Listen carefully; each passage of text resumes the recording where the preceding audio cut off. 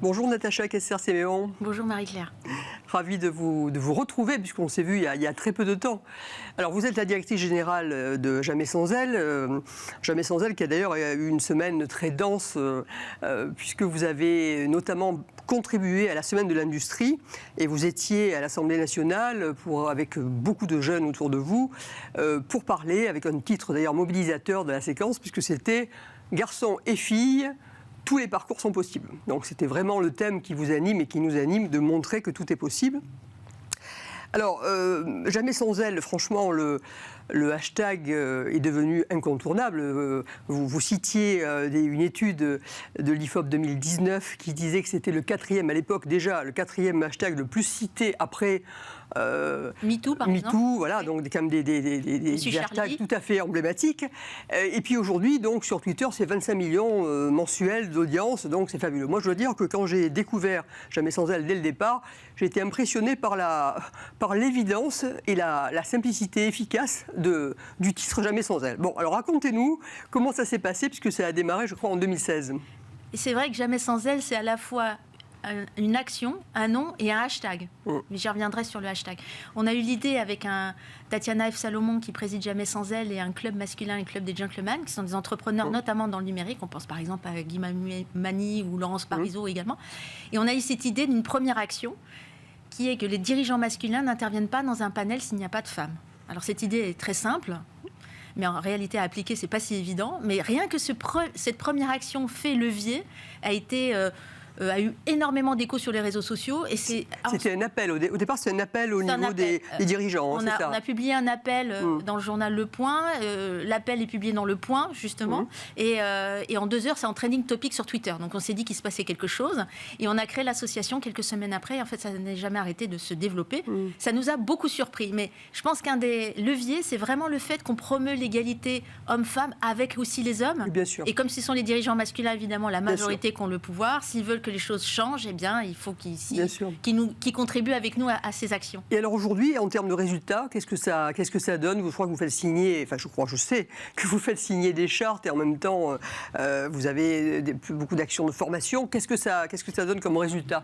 Quelques mots. On est parti d'une action à titre individuel qui est toujours possible aujourd'hui. Si un dirigeant nous entend, qu'il a envie de prendre cet engagement, il peut le faire en postant un message sur les réseaux sociaux, à des chartes d'engagement avec des entreprises. Donc on a Microsoft France, le groupe BNP Paribas qui est la première entreprise du CAC 40 à s'engager à nos côtés, n'est-ce pas Marie-Claire? Tout à fait, j'en suis très fière. Voilà. Et on remercie aussi Antoine Cyr et Jean-Laurent Bonafé d'ailleurs. Et donc on est parti de cette idée d'engagement à titre individuel qu'on a déclinée pour une charte d'entreprise. Donc c'est pas une charte signée de façon désincarnée juste par l'entreprise, c'est par son dirigeant, toute son équipe dirigeante. Puis ensuite on travaille avec différents niveaux dans la structure, de managers qui s'engagent sur cet engagement et sur d'autres, comme par exemple d'atteindre un certain nombre de pourcentage de femmes au poste clé, ce que nous on appelle la gouvernance partagée. Donc en réalité c'est mener des actions concrètes communes pour qu'il y ait davantage d'équilibre et de représentation entre les hommes. Oui, mais c'est ça qui est remarquable, c'est qu'encore une fois, sur une idée absolument simple de dire jamais sans elle, et c'est vrai que vous avez montré,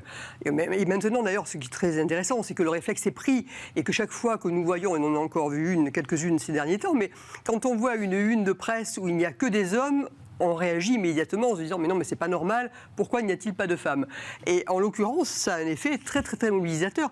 Et effectivement, ça oblige l'entreprise signataire et l'ensemble des membres, direction générale, COMEX, etc., à respecter cela. Et c'est pas aussi évident parce qu'il faut à chaque fois se poser la question de qui est en présence et donc est-ce qu'on peut y aller ou pas? Tout à fait. Vous voyez des évolutions? Comment ça se passe? Alors on en voit parce qu'on a davantage de partenaires. On a aussi des administrations et des ministères. Le ministère de l'économie, le ministère de l'éducation. C'est très important de travailler aussi avec les administrations. C'est un autre champ de notre action.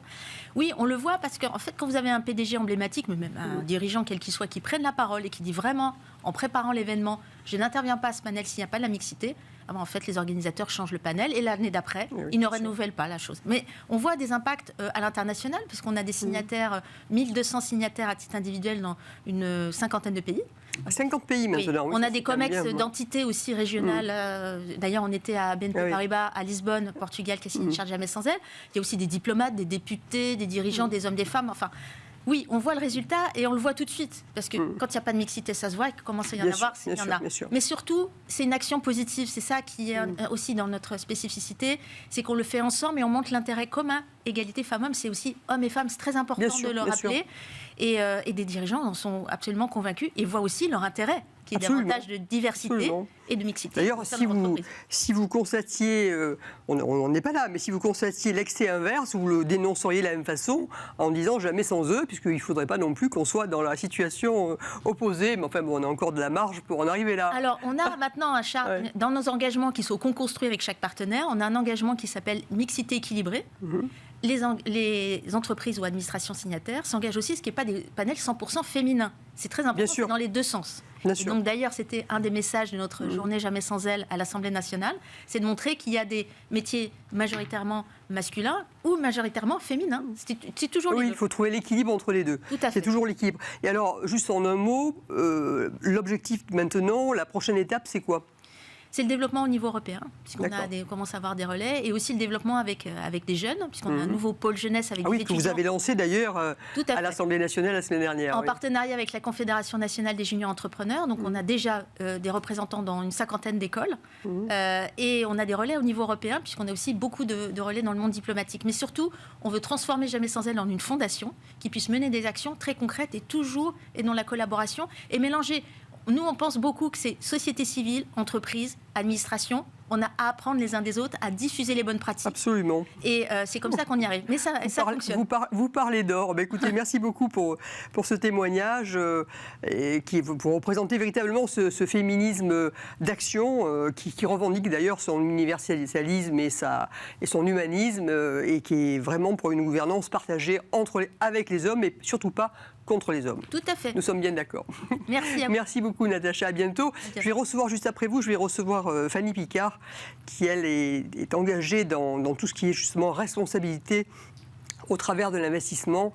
Et vous allez voir qu'elle est aussi, bien évidemment, préoccupée, soucieuse et engagée pour que les femmes soient présentes à tous les niveaux. Merci beaucoup, Natacha. Merci. Merci.